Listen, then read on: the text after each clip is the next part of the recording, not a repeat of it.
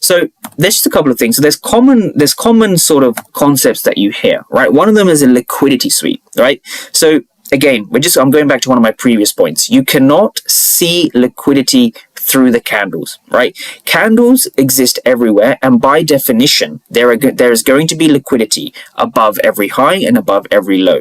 So by definition, there is liquidity everywhere. And so by definition, there would be a sweep of liquidity every 2 seconds.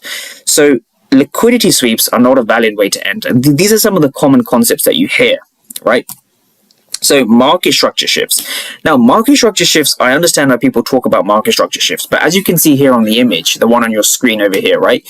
Here we see basically a range between lots of aggressive selling and then lots of aggressive buying. So we're going to go over what this means and how to dissect a footprint chart.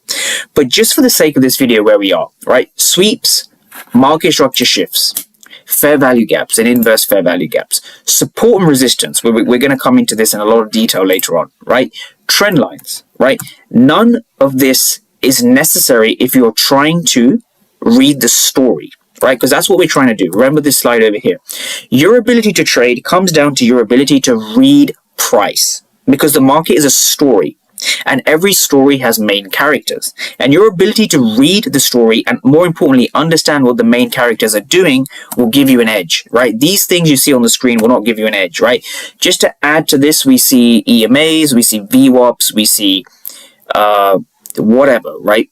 It's not important, right? You can take whatever system you have for now, providing it's valid. There's a good chance it's not, but if it's a valid system, take whatever valid system you have and simply put order flow to it.